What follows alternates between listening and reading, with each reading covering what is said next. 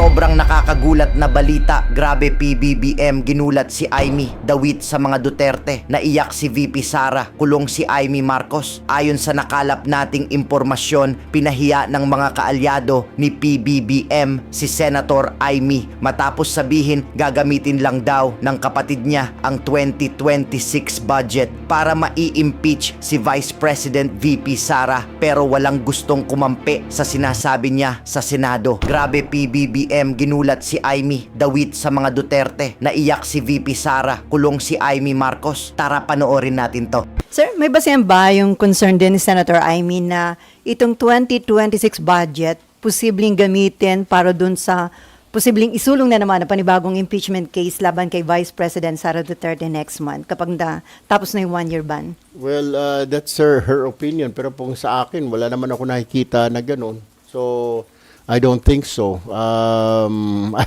don't know, you might want to ask Senator Amy again kung saan niya nakuha yung idea niya na yun, your opinion, o kung saan niya narinig. Mhm. Pero sa tingin niyo, wala naman kayo nakita na inilagay doon na pwedeng gamitin ng administrasyon para maitulak na naman yung impeachment case against the Vice President? Ako as Vice Chair, wala akong nakita na pondo para gamitin to operate against the Vice President for her impeachment. Sinasabi kasi maraming soft project na dadaan sa approval ba ng executive o ng Office of the President, sir? Na ano? Mga soft projects. Yes. Lalo na yung sa local, may mga ganun, di ba? Yung, nadadaan ba yun sa approval muna ng Office of the President bago Local magamit? Government Support Fund? I mean sa LGSF, that I'm not so sure. I have to get back to you on that matter. Pero ang pagkaintindi ko, ngayon pinirmahan na ng Pangulo, yung budget na yon will be, it's there. Any additional question about the budget? Okay, Mayan and then Beck. What Senator Amy is saying, there's too much ayuda inside the 2026 budget, AIX, MAIFIP, TUPAD, which she considers soft pork at pwedeng idangle sa mga lawmakers para pausadin yung impeachment. Is it also something that you see possible, sir? Right now, sa tingin ko hindi. Okay, anyway, sir, as Vice Chairperson ng Blue Ribbon Committee, may basihan po ba yung sinabi ni Senator Amy Marcos na pagdating daw sa pag-iimbestiga kapag ka ang pinag-uusapan na ay information or evidence against former Speaker Romualdez at iba pang mas mataas sa kanya, parang yung mga minority pinagbabawalan o pinipigilan? Saan po yun? Sa hearing daw ho ng Blue Ribbon Committee. Meron bang ganong observation o may ganun bang policy kayo Hindi na... nga nagmi-meet yung minority at saka majority. Wala nga kaming mga caucus, di ba? So, paano sila mapagsasabihan? Number 2, si Senator Ping, chairman siya ng Blue Ribbon. Hindi naman siya nakikiusap. Alam niyo naman, suplado si Senator Ping. So, wala ako naririnig na pinagsasabihan na pag tungkol kay Speaker Romualdez. Wala akong narinig. Number 2, hindi naman kasi nagmi-meet eh. Ewan ko lang kung personal na tinatawagin ni Senator Ping, isa-isa sila. Pero ako, wala naman ako. Dahil member din ako. Tapos mga ilang kilala ko na nakaupo doon, hindi naman sila tinatawagan. So wala kayong observe na may ganun na nangyayari na napipigilan daw yung minority kapag ang i-discuss na yung mga information or evidence against na naglilink kay Speaker Romualdez o iba pang mas mataas? Si Senator Amy lang tanungin niyo. Sabihin niyo, ma'am, sino ba yung mga pinagsabihan? Sino bang nakausap ng mga minority na yan? At sa tingin nyo, hindi yung gagawin ni Senator Ping Lacson bilang naman, chairman ng Blue Hindi Ribbon? mo kabisado Senator Ping, ito suplado yung tao eh. Pero sir, magkakaroon pa ba ng panibagong hearing? At sa tingin nyo, next hearing, dapat tutukan yung Cabral files?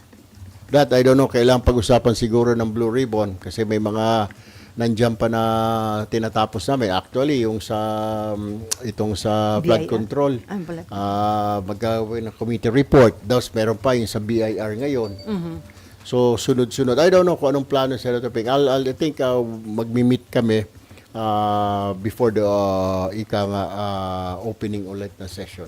Considering na lumabas yung Cabral files, sa tingin nyo, may basihan para yun ay tutukan ng investigasyon ng Blue Ribbon Committee? Siguro, reviewin siguro, tignan. Kasi sinasabi yung Cabral files, ang sinasabi ng DPWH, hindi yan official kasi wala naman daw kuan. Ang sinasabi naman nung congressman, hindi, binigay ko ito, nakuha ito. May nagsasabi naman, inisnatch niya raw yun. So, sa korte kasi pag titignan ng korte yung ebidensya, how did you acquire those evidence, di ba? Pero tayo, yung mga media, meron tayong way of acquiring our evidence, di ba? So for now, sir, ngayong bagong taon na magre-resume yung session on January 26, wala pa hong napag-uusapan kung magkakaroon at kailan ang panibagong hearing ng Blue Ribbon about the flood control anomalies? Very soon yata, immediately after, baka a week after Resumption. this January, baka magkaroon ng kasi minamadali na rin dahil nandyan na yung sa BIR, baka magpatong-patong na. Meron pa itong Cabral Files. Ewan ko kung iimbestigahan namin yung Cabral Files na yan. And then before may end, so sa tingin nyo din, sir, lame duck na daw yung Independent Commission for Infrastructure at dapat na itong i-abolish? Wala pa namang instruction actually ang Malacanang. Pero kung ako tatanungin mo, di ba yun lang ang purpose talaga nila, di ba? Kaya nga nag-file din tayo ng bill na meron talagang komisyon na independent body to investigate mga anomalies na ganito, di ba? Hindi lang ika nga sa DPWH kundi lahat ng mga government spendings. Sangayon ho ako doon na magkaroon ng batas tayo na ganoon. Pero yung ICF, pag to my understanding, kaya po itinatag ito para mag-imbestiga po dito sa flood control. Eh kung na-file naman po lahat na ng kaso nasa ombudsman na po, nasa DOJ, ano pa ho saysay? Okay, may end. Pero so narinig nyo yung kay Senator Amy na may mga next week daw kakasuhan ng ilang senador. Tawagan ko si Senator Amy kung saan niya nakuha yun. At ibubulong ko sa inyo. Sabihin ko, ito yung mga aarestuhin, ito yung mga kakasuhan. Ito yung promise, iti-text ko, tapos iti-text kita. Pati kayo. Then, sir, has something to do also with ICI. Sir, yun nga, sabi Senator Ivy din, madidisband na siya given that there are only 3 officials remaining, no, marami nang nag-resign. You think dapat na ba siyang i-close o magpatuloy po yung ICI, and if magpapatuloy, dapat bang mag-rehire sila since ang dami ng nalagas? Siguro, kung akong tatanungin mo, well, under sa executive, pero kung ako, my opinion, kumuha sila ng mga additional tao, yung mga nag-resign. Pero ang pagkaintindi talaga namin, lalo na ako, tinatag yan para ika mag-imbestiga dito sa flood control na ito, anomaly, kasi nagmamadali nga din yung executive dati, di ba, na kailangan. So, nakuha naman nila. Tapos kami din, we're winding down kasi bibigay namin sa ICI, o sa ombudsman, yung mga natuklasan namin dito sa Blue Ribbon. So, I believe, kung may mga kailangan pa imbestigan, why not? Di ba? Bakit sige, tumuloy lang kayo. Why don't you do that? That's your mission, di ba?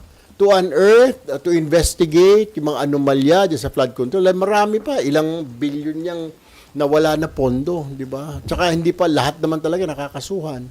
So you still see their significance, sir? Yes. No. Sir, hindi ka ba disappointed? Kasi parang may mga binigay na deadline si Presidente, pati si Ombudsman Remulla na, di ba, before Christmas, before December 15, meron na mga big fish na mga kasuhan o understandable na hindi nila na-meet yung deadline? I wish I can answer that. Pero the problem is, hindi ko alam kung ano nangyari. Well, everybody was waiting, di ba? Yung announcement ng Pangulo, announcement ng Ombudsman. Siguro, meron lang silang tinatapos kasi, di ba, after all, the President said, kailangan airtight daw yung mga kaso para ika nga hindi basta-basta ma-dismiss. And I think that's the reason why, kaya nagkaroon ng delay siguro, kailangan nila talaga ng mga airtight na mga kaso, ng mga ebidensya. So sir, conforme kayo dun sa mga nagpaplano na questionin pa rin yung legality ng unprogrammed appropriations kahit marami na ibinito si Presidente? Well, karapatan nila yun. Pero kung ako tatanungin, personally, yeah, I agree. Siguro, bakit pa natin ilalagay maglagay tayo ng unprogram pa, di ba? Pero sir, what should be done? Kasi kaya daw marami nag-resign, kulang sa pondo, abono pa daw yung ibang officials sa ICI. I see. That I don't know. I mean, it's under the executive department. Mahirap naman panghimasukan yan. Mahirap naman manduhan ng Pangulo at sabihin na ponduhan mo yan or what have you. Baka naman talagang there's something else. Sir, about your proposed bill na ibalik o ibaba na sa 10% yung value-added tax, ibig sabihin yung EVAT i-abolish na. Hindi naman. Ano? What I'm just saying is bawasan lang po natin. Malaki na rin ho yun, 2% na yun. Kasi actually, tayo lang po yan. Tsaka Indonesia may pinakamataas na VAT. Third world na nga po tayo. Tapos napakataas pa ho. So, hirap yung taong bayan, di ba? So suggestion ko, baka pwede naman bawasan natin. Pero isang salient point ng batas natin, ng bill natin is, pag nakita ng presidente talaga hindi kaya, pwede niya ibalik ulit. Diba? I-suspend muna yung 10%, yung ibalik sa 12%. Yun ang punto natin. Pero, nakausap kami ni Secretary Go. Ang sinasabi ni Secretary Go, sabi niya siguro, Sen, magandang gawin natin dyan. Pwede yata yan, pero kailangan natin magbawas tayo ng mga expenses natin. Sabi ko, which part of the expenses? Anong kuan? The infrastructure, security? Sabi niya, depende sa executive yan kung ano. Kaya nga gusto ko sana, pag-usapan namin sa Senate ito, ano ba kung babawasan natin itong 2% na ito, ano ang gagawin natin? Paano natin? Kasi sabi ng Secretary Ralph Recto, ngayon pa lang nga, 12% utang na tayo ng utang. Kaya nga gagawin natin, ano nga gagawin natin pag binawasan natin para makaluwag-luwag naman ang taong bayan dahil naghihikahos na, hindi nakakayanin, di ba? So magkano ba yung magiging foregone revenue kapag ibinaba from 12 to 10% ang VAT? Actually, May estimate kayo? May computations kami. We'll just have to look into that. Pero doon sa, medyo malaki-laki. Parang sabi sa isang family daw, parang mga 7,000 masasave ng isang family sa VAT. Pero yung sinasabi ni Bak, kung masisave, lalakas naman yung purchasing power ng bawat pamilya, babalik din yun sa government, di ba sir? Dahil mamimili sila ng mga Yun ang nakikita na may namin. VAT din. Yun ang nakikita namin That's what I am saying. Pero sinasabi naman ng mga economists natin, economic experts natin, hindi kasi pag binawasan mo yan, income na yan, guaranteed na income yan. Pag tinanggalan mo yan, liliit na naman yung income natin. Then, marami tayong deficit na naman sa tax target natin. Pero sabi naman ni Secretary ng Finance, siguro, Sen, kaya gusto nating pag-usapan ito sa Senate. We filed that bill, di ba? May hearing tayo. What can we do? Kasi,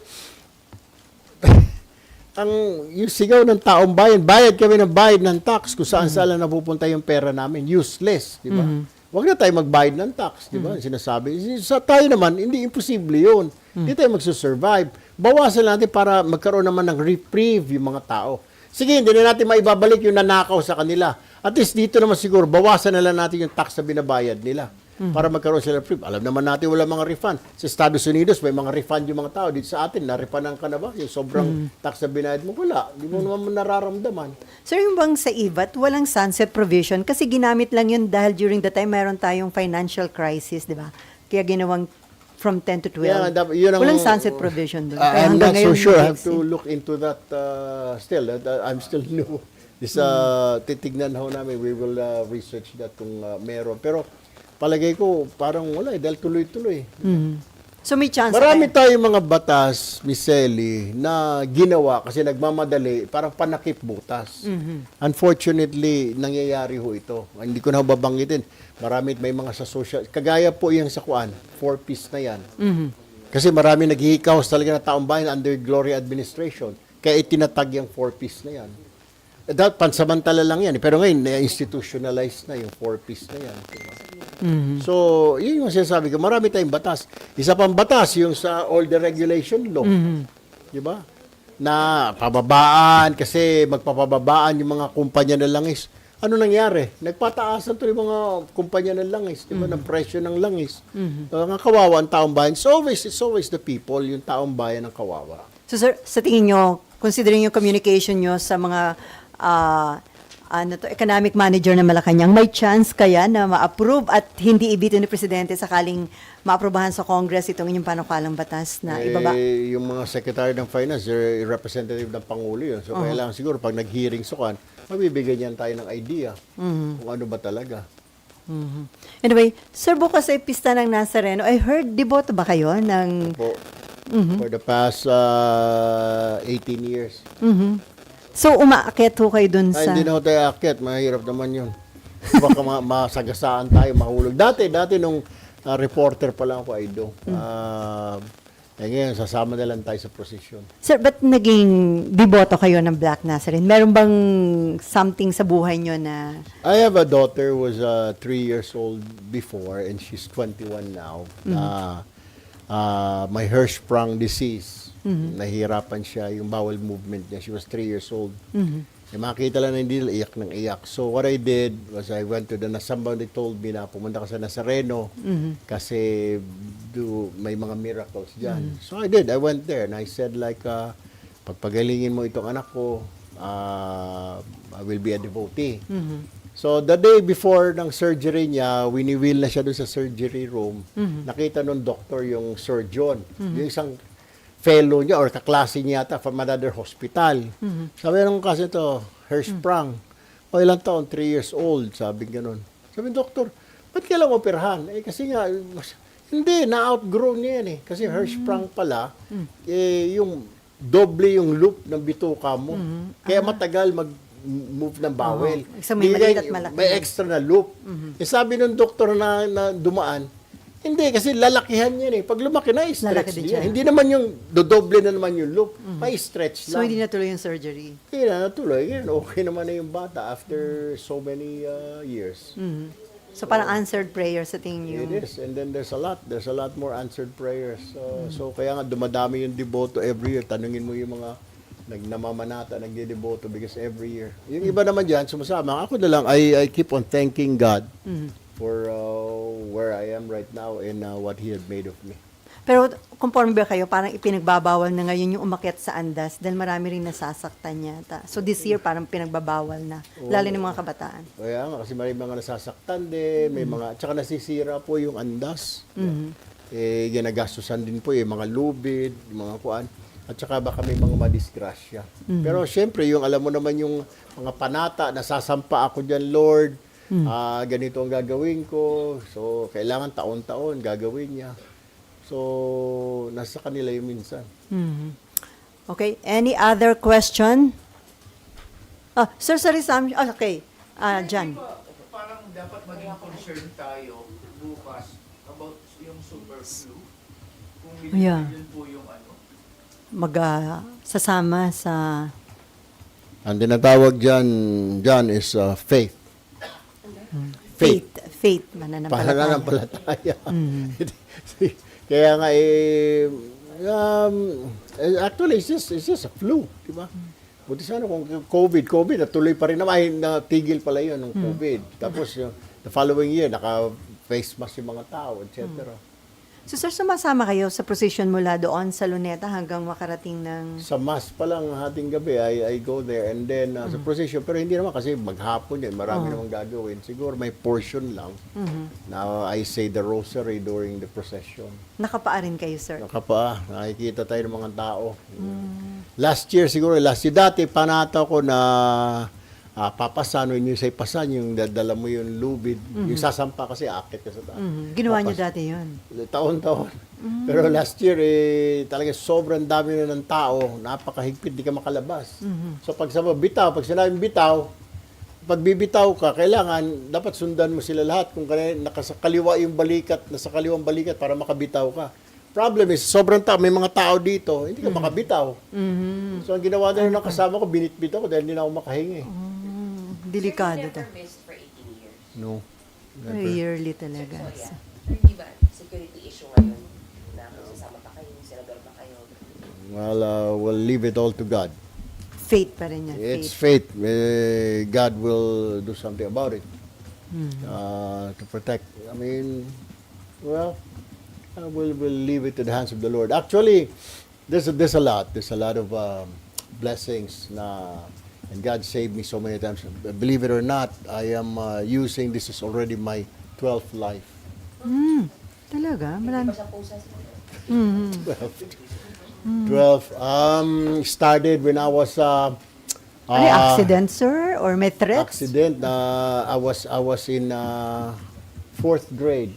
Nakagat po ako ng aso na askal. Hindi ko sinabi sa nanay ko dahil yung nanay ko disciplinarian, wala raw kami panggamot. So kinagat ako ng aso. Ginawa ko lang, pinadugo, nilagyan ko ng iodine yung sugat. Hindi ko sinabi sa nanay ko. 2 days after namatay yung dog. Oh, di ibig sabihin may rabies. Rabies. So sabi ko sa nanay ko, Ma'am, sabi ko, ano kayo mangyayari sa kaklase ko na nakagat ng aso? Sabi ko, namatay yung aso. Ay, naku, Diyos ko. Sino ba magulang niyan? Kausapin ko. Sabi ko, na. Sabi niya, luko-lukong bata ka. Sino ba yun? Sabi niya, kawawa naman yung nanay. Sabi ko, ako, naku, nasugatan ka na, nakagat ka na, napingot ka pa. Dinala ko sa ospital. Sabi ng doktor, too late na po yan, Mrs. Bigyan nila natin siya ng gamot na for 1 year. Eh, kaya nung natin malalaman kung na rabies siya, sabi ng doktor, di po natin malalaman, pagdating po niya ng 20 years old, eh grade 4 ako noon, so mga 10. Ganun So ba? 10 years. So pagdating ko po ng 20, nag-aaral na po ako dito sa UE, ligo po ako dahil sabi niya, mga palatandaan daw, Yung takot na maligo. pag natakot ka sa tubig, maligo. Ang ginawa ko, 4 na beses ako naliligo sa isang araw. Nagagalit naman si Kuya Mon. Dahil nagbabayad siya ng tubig. Sabi niya gano'n, sasayang. Yun po ang una. Pangalawa ko po, yung sa Iwahig kami, dahil doon kami lumaki sa Palawan, swimming kami, napulikat ako. Lahat na ng tao, nakaalis na. Ako Ikaw na na naiwan. Eh, wala na. Nandun na po ako sa ilalim ng tubig. Malalim po yung balsahan ng tawag doon. So, pagdating, may dumaan na PDL, preso. Inangat ako dahil narinig niya para ako na sumigaw na tulong. So, that's pangalawa. Marami, may mga instances na pneumonia pa ako. Na pass out ako for 2 days. Iyan ang problema doon eh. So, sir, ano, it means may mission ka pa daw sa buhay, di ba? Eh, siguro, we'll see. We'll see. We'll see. Okay. Ano? Sir, to be very, very, very sure, you are pushing for zero on program for 2027 budget. Yes. Including the foreign assisted project. Hindi, pag foreign assisted, ma'am, may ibig sabihin talagang Automatic kailangan niya kasi meron may yun. mga oo. Okay. Siguro parang foreign assisted na lang. Ang kasi nakakahiya naman, pumayag tayo, magpopondo sila tapos hindi natin tutuloy, di ba? Di wag na lang. So, may UA pa rin, limited to foreign assisted project. Foreign assisted na lang siguro. Eh kaso mo, yung nangyari, yung last year po, yung foreign assisted, hindi, naka-program talaga, nilagay sa unprogram. Program. Kaya nagalit yung isang gobyerno. Nagwawala. Bakit nilagay sa unprogram yan? Kasi inalis pala doon. Yung kanyang mga flood control, nilagay niya sa program. Yung? Sa program. Yung ano? Foreign assisted. Kasi may mga projects sa pagkaintindi ko na priority talaga yung unahin kasi problema ng ating money, di ba? We don't have enough. So Kasi may- sinasabi lang pag may pera tayo then we will do. And then we let our counterparts know that also. So, sir, may foreign assisted na nasa program at merong nasa unprogram. Tama po ba? I think so. I think so. I have to review. I'm not so sure. I have to review. Super. No to all program unless foreign assisted.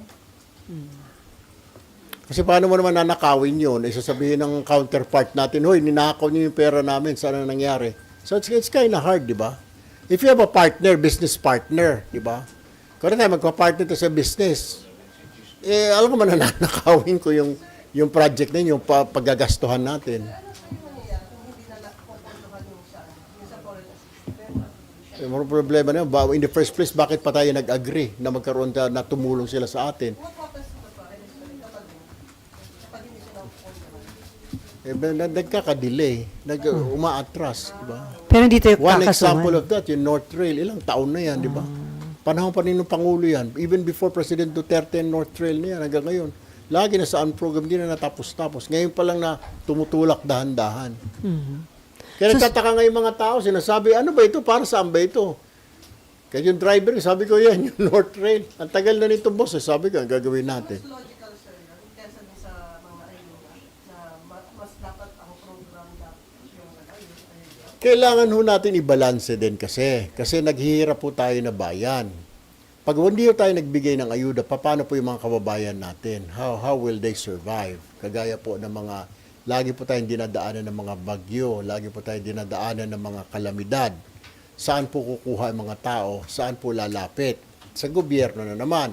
Pagpapagamot, alam mo naman, hindi pa 100% satisfactory yung ating UHC, yung ating PhilHealth, hindi pa niya nababa. Unlike sa mga Medicare ng US o sa ibang bansa, sa Switzerland, sa Singapore, libre. Tayo hindi. Ilang porsyento lang sinasagot. So, kailangan din natin talaga na ilagay dyan sa mga ikang ayuda ng mga soft project. So, kailangan din natin, we have to determine Ano ba yung ipa-prioritize natin? Wala pang iniwan yan, ma'am. Like I said, doon sa mga unprogram na yan, with the versus the program, di ba? Ano ba talang kailangan ng bayan natin? Anong kailangan unahin natin? That's what we need. Marami tayo sa paligid natin ng mga mahihirap na kababayan natin. Saan sila tatakbo? Hindi sa gobyerno din. Kung hindi ho natin popondohan yan, yung mga ayuda na yan, yung sinasabi lang natin, para hindi po magamit, wala na dapat rekta na. Kahit ako tatanungin siguro sa susunod, talagang, ngayon nga actually, ginagawa na po yan, bawal na po yung politiko. Dapat naman talaga hindi yung politiko magbibigay dahil niya pera yun eh. Bakit ka nandoon? Anong purpose? Para magmayabang. Ako nagsabi niyan, akong humingi niyan kay Senador, kay DSWD, akong humingi kay DOH. Don't need that. Dapat sabihin niya, pera po ninyo yan. Dapat gano'n na lang. Or pumunta ka doon sa DOH. Dapat naman, gano'n naman po talaga ngayon. Pag may lumalapit sa office namin, pinapapunta po namin doon sa DSWD. Pag may humingi po ng tulong, pinapapunta po namin sa DOH. Hindi po ako pumipirma-pirma doon ng papel na please accommodate. Hindi ho. Ang ituturo mo na lang. Dapat ang tama pong proseso, papuntahin mo sa DSWD yung constituent mo. I-endorse Papuntahin nyo mo sa lang. DOH. I-endorse nyo lang, Exactly. sir. Pag yung ginagawa ko na sa programa ng radyo namin, sa public service, we call up the secretary, sir, kailangan po na ito, hindi makabayad, 120,000. Papapuntahin mo dito, Boss Erwin. Pinapunta namin yung tao. Dapat ganun lang yung gagawin ng politiko. Okay, teka. Si Malu mukhang gusto itanong. Hi, sir. Balak po ng US na ibawal na yung dual citizenship. Sa tingin niyo, dapat itong maging concern ng gobyerno? Ay, kailangan ko siguro mapag-aralan yan. Depende rin ho eh. Kung ano ho reasons nila at anong reasons mo bakit kailangan mo may dual citizenship. Ibig sabihin, kung pumunta ka ho doon para maging citizen, why will you still have this citizenship? So, depende ho eh. May mga iba kasi na gusto nila parang in touch pa rin sa roots nila sa Pilipinas, di ba? Na yung mga benefits, karamihan naman kasi yung benefits lang po yung hinahabol nila doon, employment, benefits, kasi may mga social protection po sila doon, yung social security, pag retire po nila, may natatanggap sila X amount of dollars. Dito, magkano naman, kumpara naman dito sa SSS natin, Panginoon ko. Pero sir, di ba, yung US yung magbabawal. So, kailangan nilang i-renounce yung kanilang Filipino citizenship. Exactly, parang yung gano'n eh. Yun ang sinasabi ng US, isa na lang dapat ang citizenship mo. I don't know paano gagawin ng mga kababayan natin na may dual citizenship. Okay, Mean. Yan, okay lang ho, pero nagkakaedad ho tayong lahat. Okay, okay lang yan. Sir, you think pwedeng maging source ng corruption yung unprogrammed funds? Kasi sabi niyo po, gagawan ng paraan para pondohan yan. Yes. Ako tingin ko, as a point of view, as a journalist, as an investigative journalist, yes. Pwede na magiging source ng corruption yung program. Kaya nga po, sinasabi ko next year, kung maaari, except kung mga foreign assisted, wala na lang tayong unprogram. Bakit pa tayo, like I was telling you kanina, why do we need unprogrammed projects? Wala nga tayong pondo. Pag napondohan, di wag na lang, wala naman tayong pondo, di ba? Every year naman, ipangungutang mo. Para sa pangungutang mo, para makapasyal ka Boracay, para makabili ka ng bagong TV, papangutang mo. Para makakuha ka ng CCTV, mabantayan yung paligid mo. Kahit wala kang budget para doon, pangungutang mo. It's like that eh. Unlike siguro kung may business partner ka, may isang plantation ka, yung partner sabi, ako na bahala, hati tayo, pero ako muna ang aabono dyan. That's fine. Pero kung ikaw magkukusa na kukunin mo sa program, ilagay mo sa program dahil magkakaroon ka ng pondo, yun hindi ko maintindihan. Wala nga tayong pondo, di ba? Deficit tayo. Mabuti sana kung namimit natin ang target. Hindi ho natin namimit yung target natin, yung tax collection target at mga revenue targets natin, hindi eh. Yung sinasabi 6.793, ipangungutang natin yung iba doon eh. We haven't collected that yet. We're still short. And then, how come, kung tatanungin mo, simple mathematics, bakit ka nga, di ba? You make, for this year, kasama ng bonuses mo, sabihin natin, you make 50,000. And then expenses mo, pagdating mo ng bahay, aabot ng 75. Sin lagi kang deficit every year, so mangungutang ka na naman. So lumalaki na lumalaki yung utang mo. Di ba? Kaya nasa 17 trillion something na yung utang natin. So, hindi talaga pwedeng maging corruption-free yung 2026 budget kasi may unprogrammed pa rin po. No, I'm not saying that. Siguro kung lahat naman nakabantay, lahat tayo nakatutok, siguro baka magdahan-dahan yung may mga nagbabalak dyan, nagpaplano. Wala akong sinasabi na corruption-free, hindi pwede maging corruption-free. Kailangan lang siguro talaga tutukan. Tamo, lahat. Ngayon, nung pumutok ito, lahat hands-off. Kaya ginawang live streaming pa yung national budget natin. First ever na BICAM para ika nga na may pakialam ang taong bayan. Siguro kung hindi pumutok ito, tuloy-tuloy pa rin. Yung BICAM sa mga hotel room. Oh. Siguro na usap, one for you, one for me, one for him, one for them. Mabuti nga nangyari ito para nakita, pati yung tao na involved, nakikita kung saan pupunta. Yun lang question natin, on-program. Pero kung akong tatanungin mo next year, I will really say na let's do away with on program. Let's stop this.